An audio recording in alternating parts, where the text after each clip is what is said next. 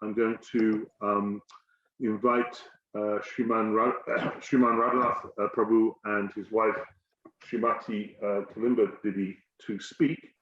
I just want to get there. I know they're online, so I'm just going to call on them, and I want to introduce them before they start. Ah, here you are. Wonderful, wonderful. Are you going first, Kilimba? Actually, Mother Kasturi wants to speak for 5 minutes, so we'll start. Wow, that's amazing. Okay, so I'm going to do a little introduction, personal introduction, because you guys are very special to me. Kilimba, can you just come into the frame? Yes. I'll make this quite short, and I'm not going to take this off your time. But in January, I was very fortunate to be brought into Krishna consciousness in 1995 by Gurudeva Prabhu in England. And we went out to India. I don't even think I knew the Maha Mantra, but we went out to India in January 1996, and we were told about Srila Gurudeva. Sridandi Maharaj came in like, if you know the Winnie the Pooh books, he came in like Tigger, all totally enthusiastic about this amazing guru. I had no idea what he's talking about, but it sounded very exciting. But he wasn't in Braj, he wasn't in Vrindavan at the time. So I went back to England, and I was like, well, I found the absolute truth. I was totally smitten by Krishna consciousness. And I brought my wife back, my ex-wife back the following month to Vrindavan. So I had the benefit of having Gurudeva as my guide. She unfortunately only had me, who knew nothing really about anything. And, but we knew, because I knew because of Sridandi Maharaj's comment, that Srila Gurudeva was someone, or Srila Narayana Maharaj, I knew him back then, was someone that we should go and see. And we were in Ganga Prasad. We hung out quite a lot. Ganga Prasad was kind of like a comfortable place to have an orange juice and some tea and toast and some honey, and buy a few bit of cloth here and there in our relaxed time. And Didi came in, I kind of feel it like it was yesterday, and she just spoke to us. I don't even think we mentioned Srila Narayana. She just said, you got to go. She just tuned into who we were. She said, you got to go and see him. He's leaving Mathura tomorrow for Navadvip, so you got to be there by like 8 a.m. or something. And we got up really early. We got lost in Vrindavan. We managed to get the bus. We managed to get the Gurudeva, and that was our very first meeting with Srila Gurudeva as a result of Kilimba's just spontaneous, beautiful encouragement. So you're very special in my life for getting me to meet Srila Gurudeva in February '96. And many years later, I met this wonderful woman, her mum, who I had no idea was related to Kilimba. This happens a lot in Krishna consciousness. You meet one person, you meet another person, you connect with them, and you don't necessarily know their relationship. And this lady, Kasturi Didi, is very beautiful devotee. I'm so happy to have had her association. And she's one of these shy ones who hasn't been wanting to share anything on Zoom and is now willing to speak to us. So I'm very excited to hear from you, Didi. The floor is yours. Haribol, a big welcome. Big hug. Hare Krishna. Haribol, you made my week. You made my month. You're so wonderful to have these talks from all the devotees.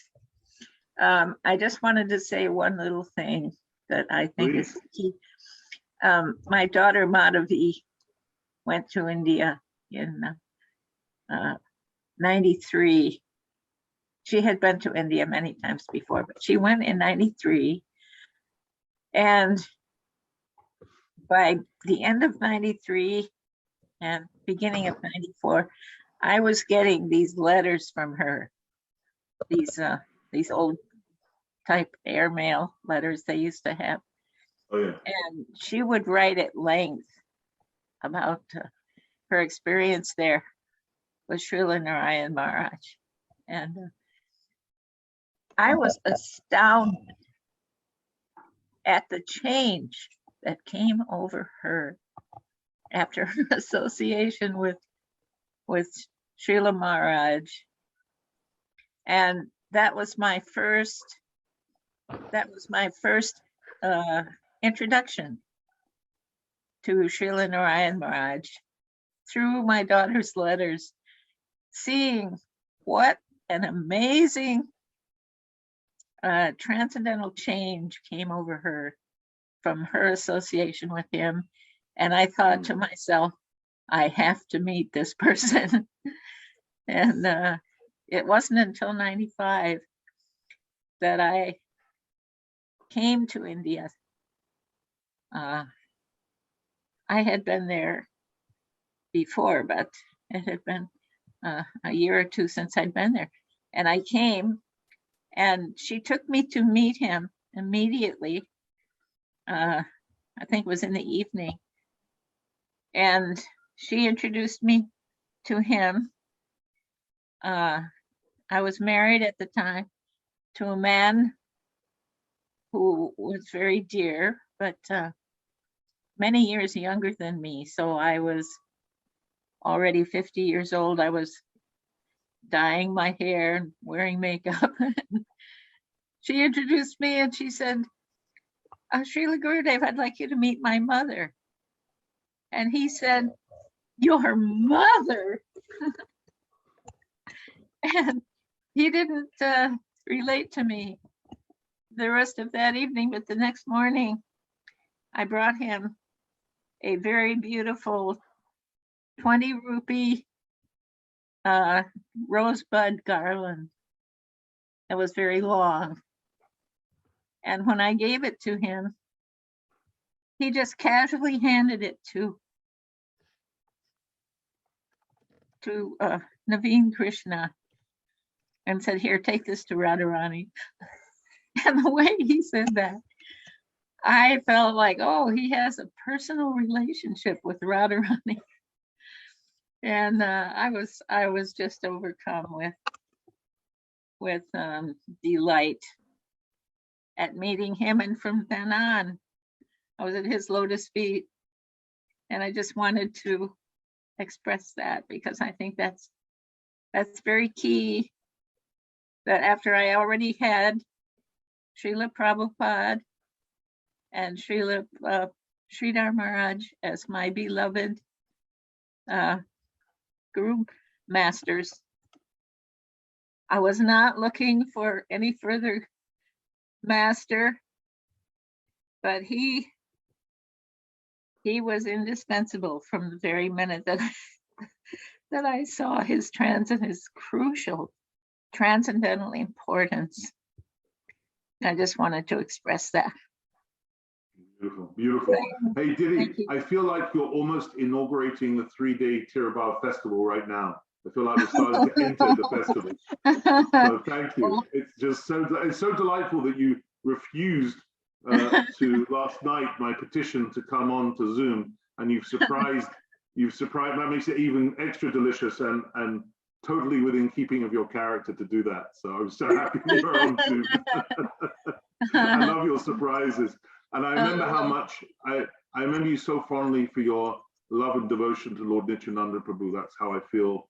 So connected to you and to everything that I have that's worth anything is all due to the mercy of Sri Nityananda Prabhu. Yes. Thank you so much, Maharaj. Yeah, thank you, Didi. Thank you so much.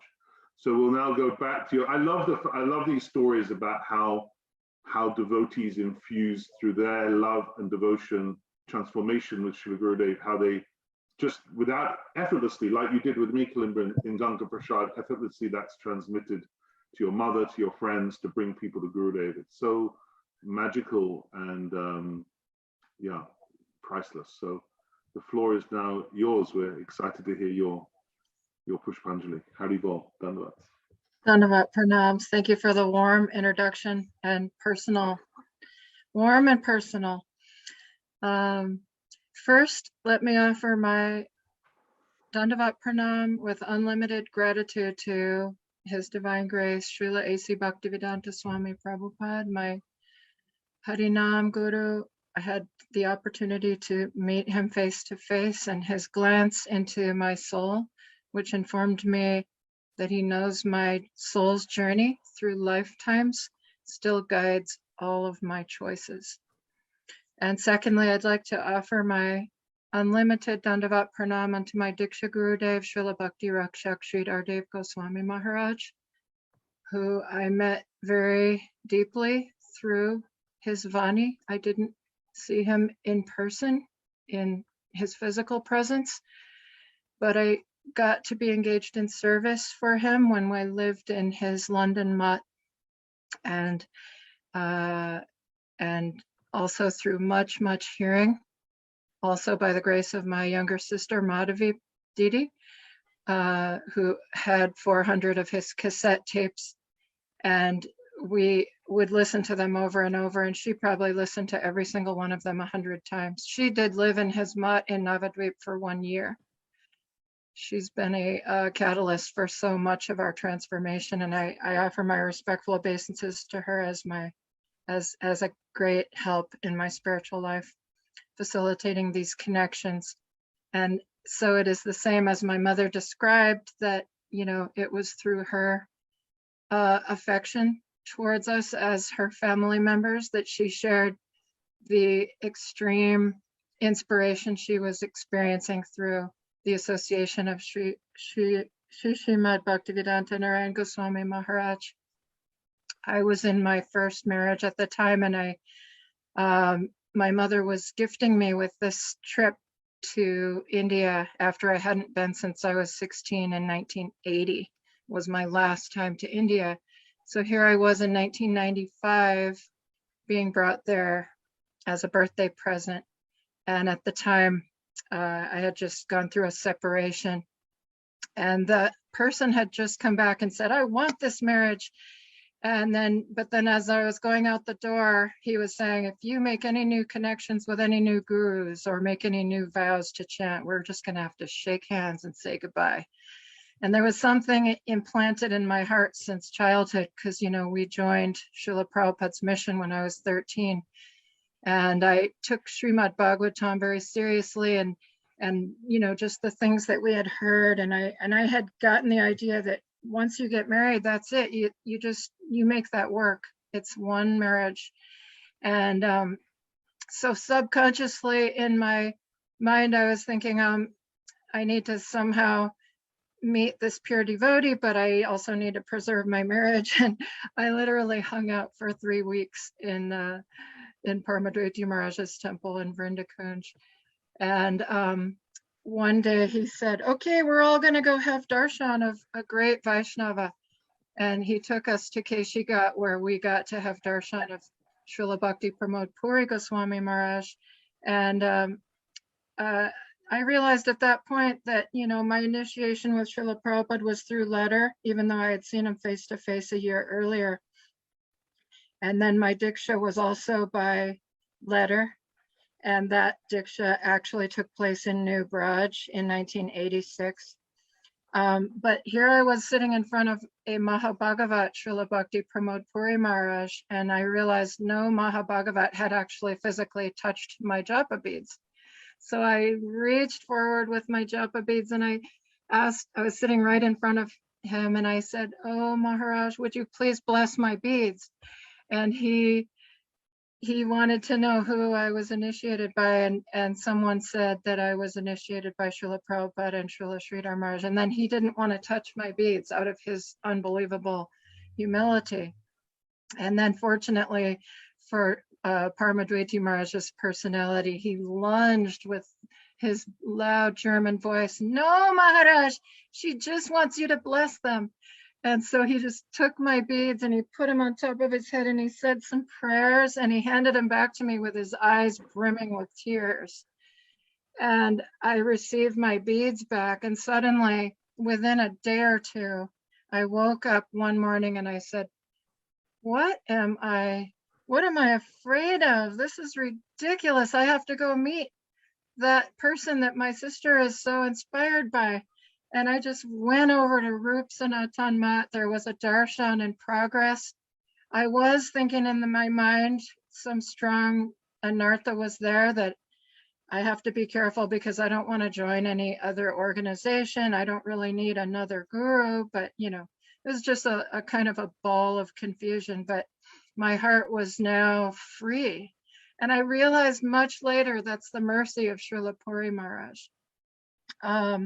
So I went and I slipped into the back of this darshan, and so that I wouldn't be noticed, so that I could observe everything. And just one beat of time went by, and Srila Gurudeva leaned so that he could see right in between devotees. And he said, who is she? And one thing led to another, and I've told this story before, perhaps even on your Zoom, so I won't tell you all the details there, but a lot of processing had to happen. I couldn't relate to the immediately to the amount of love and affection that Srila Gurudev was wanting to give me, and I was being a little bit resistant. And then, you know, at one point when I wanted to observe in another situation, it was actually a diksha going on in his room, and I noticed so many devotees were going in and observing, and so I thought I would like to observe. And then at one point, Gurudev said, anyone who's not already connected with me should vacate the room. And so I kind of was feeling a little bit rebellious, and I was like, yep, I'm out of here. And I went in front of Seva Kunj altar and just started chanting. And then my sister came out a little while later, and she whispered in my ear, as soon as you shut the door, Srila Gurudev said to me, you should bring your mother and your sister to me because I want to give them everything.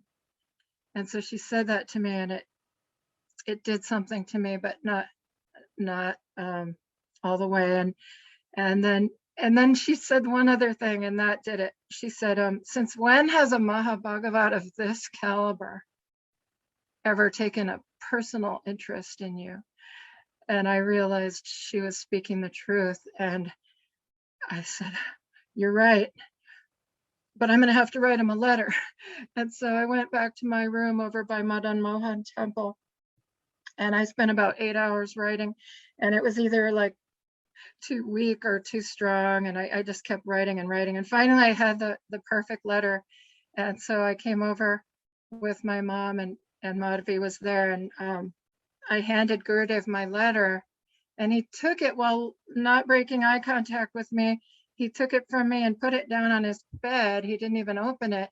And he proceeded to look me in the eyes and address every point in my letter, which made all my hairs stand on end. And he just like, I realized while he was talking to me that this is Krishna's representative here. All of my thoughts of like, you know, I don't need another guru or joining another organization, all that just became like little trashy thoughts that just immediately dissipated. And Gurudev just immediately started giving me mercy, and I got to, and then I went on the parikrama. I'm getting this a little mixed up because this was a long time ago. Somehow I went on the Brajamandala parikrama with Gurudev and everyone, and I had never been on Brajamandala parikrama since maybe 1980. It was a very small group with the ISKCON, and there were 300 devotees visiting from Bengal, and so Bengalis and all these so many devotees squeezing in and out of these little tiny temple entrances and everything. And it was really intense purification for me. And also in previous associations, I had heard words like, what are you seeing when you're on parikrama? Or it's, you know, what are you seeing with your own eyes on parikrama? It's like an eye exercise. And so I was mixing things together that were like, the discomfort and the extreme, you know, like being literally elbowed in and out of doors, and I just wasn't used to that. And and then I was thinking, what's the use of this, you know? And I left the parikrama, and I went back to my room, and I got very sick, and I came back at the end of Kartik, like a few days before Bhishma Panchak, and Gurudev, he was like, where have you been? And I said, Gurudev, I told him my difficulty about being on parikrama with so many and all this. And I said, Gurudev, what's so good about parikrama? And he looked at me with those blue eyes, and he said, oh, you don't know? He said, all 64 limbs of bhakti are done on parikrama. And the benefit stays with you not only in this life, but it comes with you in every life. And I could feel that, and my hairs were standing on end. And I kind of wished that I could have another opportunity. And somehow on that Bhishma Panchak, the first day, the Ekadashi, the Uttana Ekadashi, Srila Gurudev formally accepted my mother and I as his Shiksha disciples. And it was just so amazing. And I'm going to just move right along because there's a few things I would like to cover. I know how this time evaporates. Srila Gurudev gave me a nickname, Kanaka Manjari Dasi. He acknowledged that I have two names because Prabhupada gave me the first name, and I also made that my legal name. So I have two names. I love them both. And he also called me Kilimba sometimes. He also called me Kanakalata one time. Right after this amazing, very personal connection meeting where it was just my mother, my sister, and I with Gurudev, not even Naveen Krishna Brahmachari wasn't even there. And but Gurudev gave me some service right away. He gave me some service. He said, he gave me the details of a suite that I had never heard of that I was to produce for all of the devotees on Parikrama for the last day of Kartik. And it was called Imarati. And along with Sri Guru's order comes the empowerment to make it happen. And of course, that wouldn't have been within my head at all. And somehow or another, that manifested. And it manifested through the landlord of the room that the rooms Madhavi and I were renting at Anand Bhavan near Madan Mohan Mandir. And this family, Brahmin family, they were very well connected with the Brahmin cooks of the Banki Bihari temple, and they inspired those Brahmins because they know that Srila Gurudev is a bona fide Mahabhagavat, and they got very enlivened to do service for the Brajavasi, for all the Parikrama devotees and Srila Narayana Maharaj. And so their Brahmin cooks from Banki Bihari stayed up all night, and so did the whole family. And they produced this suite enough for 2,000 or however many thousands of devotees it was. I think it was a total of about 2,000. And they merely put Madhavi and I on a rickshaw in the morning. And I only had to give them $100 so that it could be pure ghee. And anyway, this is Gurudev's grace that this manifested. So they put us on a rickshaw pre-dawn, and these gigantic brand new stainless steel cylinders, really high. We each had one on our lap, and it was hot. And we got to bring that to Rup Sanatan Gaudiya Mat for the morning offering, and Gurudev was so pleased. He made it happen, and then he was merciful to be pleased. And and then 5 days after the end of Kartik, my marriage of 14 years fell apart in the form of a 10-page letter. And it was very intense, and I was paralyzed for 3 days. And then Madhavi brought me to Mathura after 3 days of suffering and told Gurudev real quick what had happened. And Gurudev was looking at me with those blue eyes and said, oh, this is very bad, this divorce, it's happening even in India. And he was just like really making me feel like he could feel what I'm feeling for about 30 seconds. And then he flashed a glance that was like scissors cutting the bonds of attachment and the burden from my shoulders that I had placed there myself, that, I'm going to be married to the same person no matter what, even if he's, and Gurudev would always say those funny things. And somehow or another, then Gurudev went to Puri for the winter, and then I decided to stay in Vrindavan, and I had to bribe a foreign registration official to extend my visa. And when Gurudev came back in January, he was very surprised to see that I was still there, and I went lunging up to him, and Gurudev, we're taking shelter of the holy name. he just was so pleased and so happy to see us, to see that I was still there. And then they started talking about Navadvip Parikrama. And I said, Gurudev, please, can I come on Navadvip Parikrama? And he said, no. That's way too many people. That's too much heebie-jeebie. You will be disturbed. And I said, no, Gurudev, I really want to come. And he said, yes, strength will come from my heart into your heart. And he,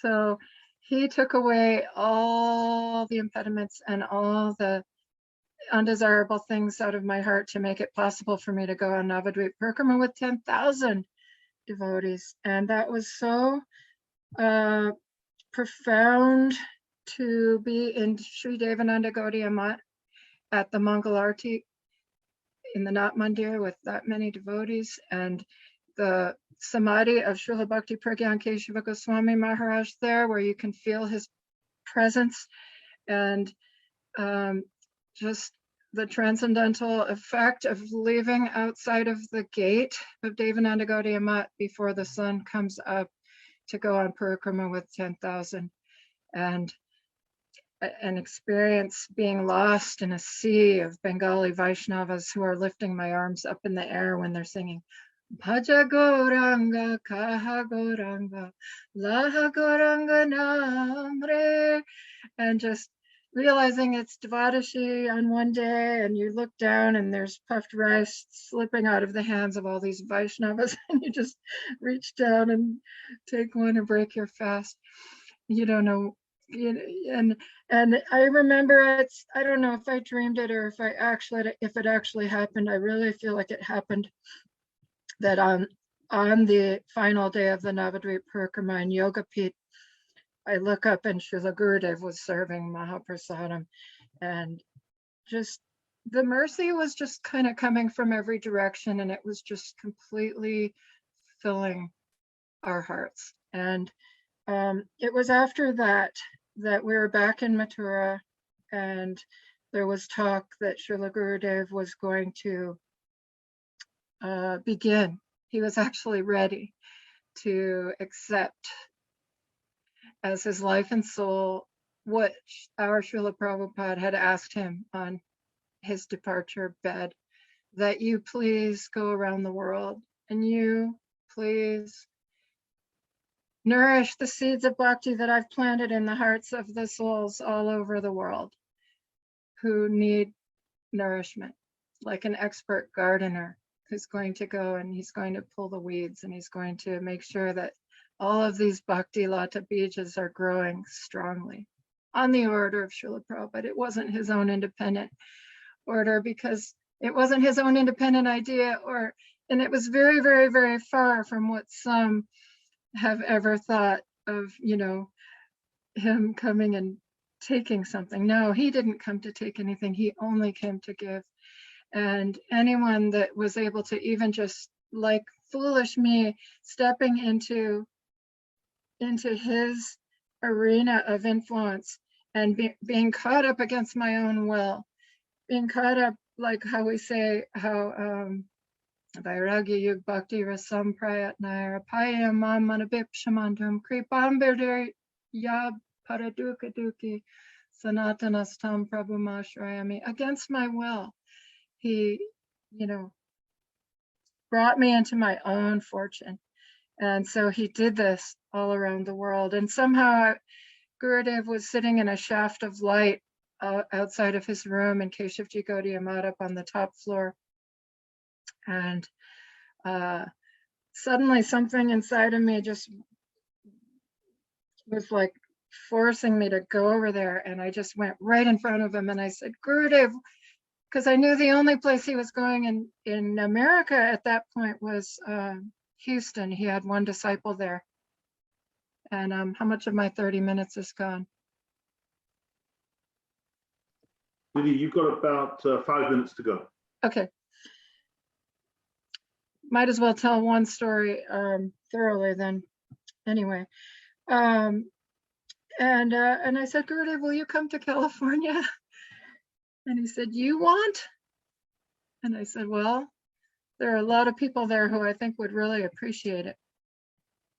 And he said, yes, I will come. And then I thought about the place where I lived, which was New Barrage, which had 33 families. I said, would you come to New Barrage? Would you come to Badger? And then some other devotee heard me saying that. And later they said to Gurudev, Gurudev, I don't want you to go to Badger. That's out in the middle of nowhere, up a whole bunch of windy roads.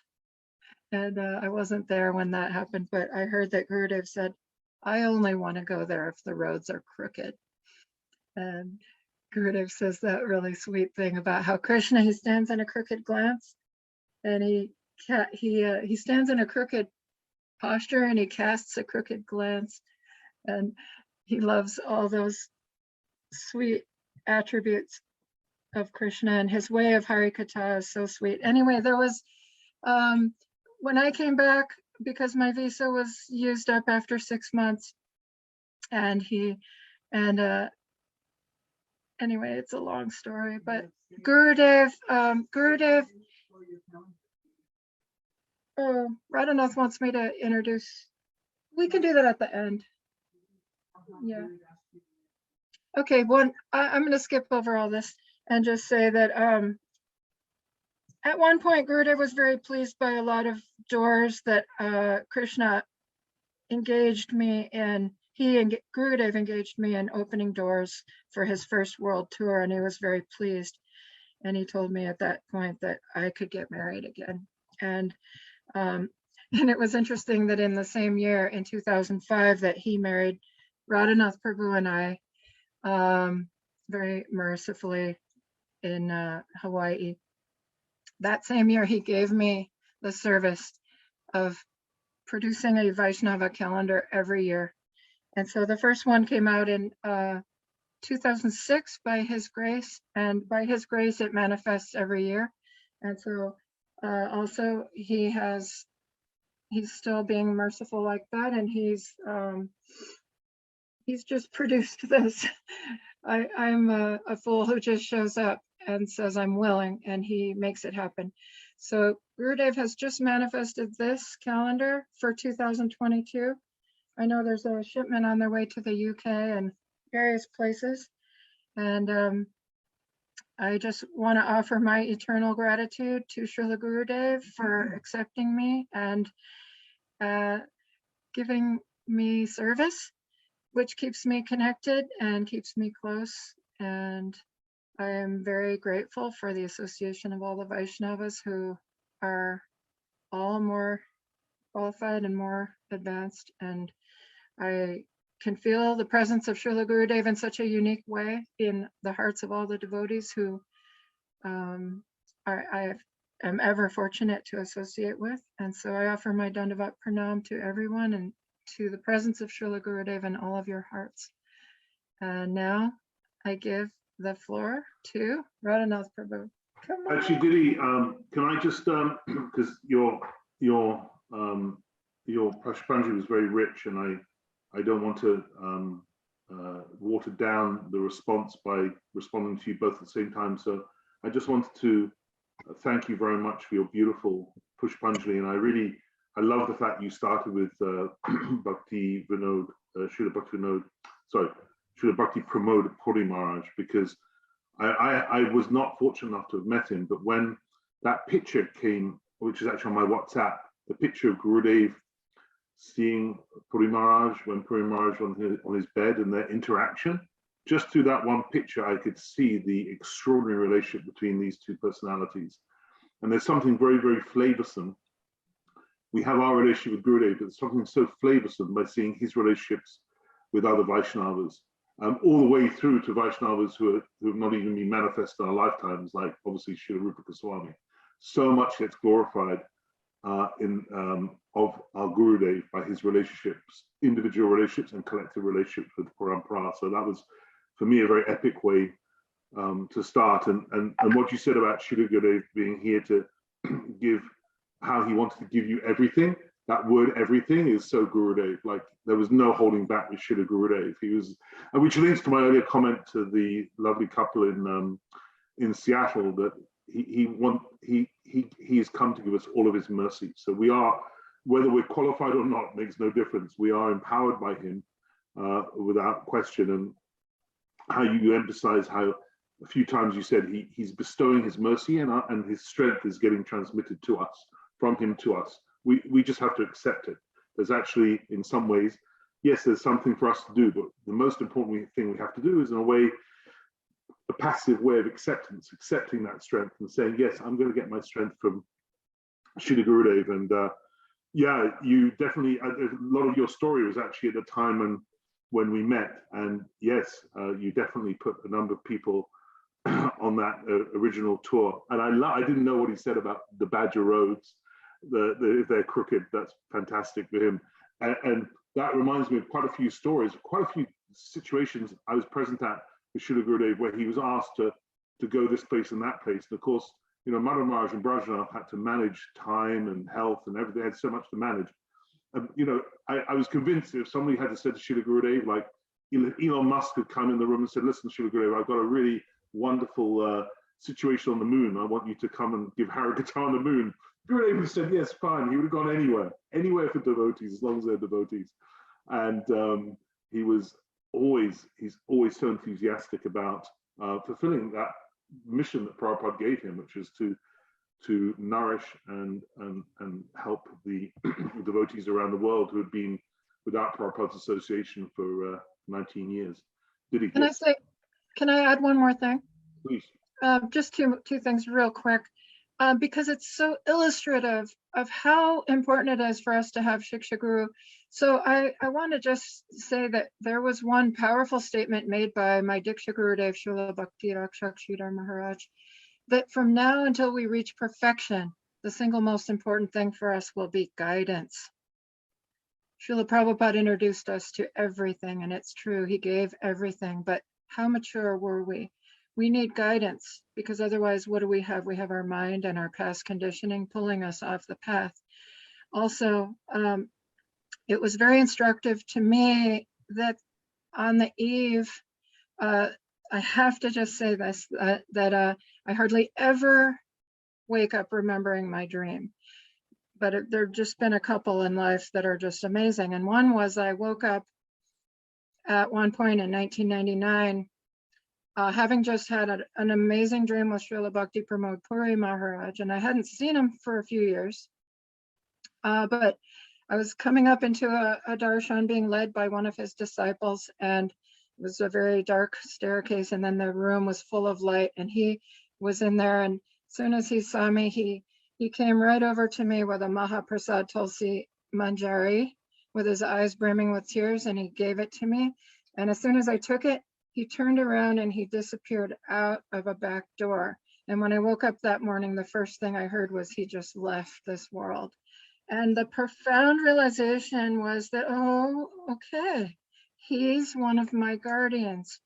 And still to this day, whenever I encounter his Harikatha and everything, I realize that's part of what's nourishing me. And so we can think that way about a multiplicity of gurus, that Krishna is performing his Acharya Leela. These are facets on the jewel of that Acharya Leela. We're getting so much mercy from them, and we can have relationships with them through their Vani. So I just wanted to add that, because otherwise it wouldn't have felt complete. Thank you. Yeah, oh, beautiful. Thank you. There was just one other thing. Sorry, it's really short.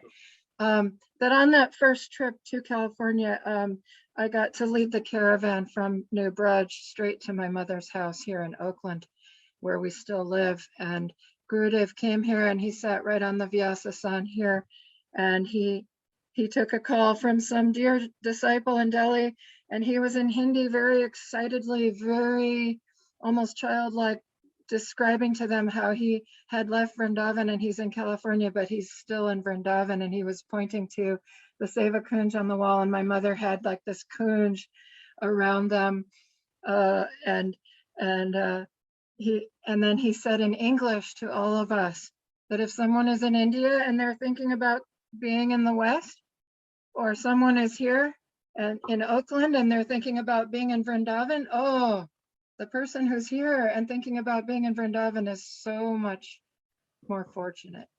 And so that was something a little personal that he gave right here in this house. Thank And you so much, Didi. That was thank really you. beautiful.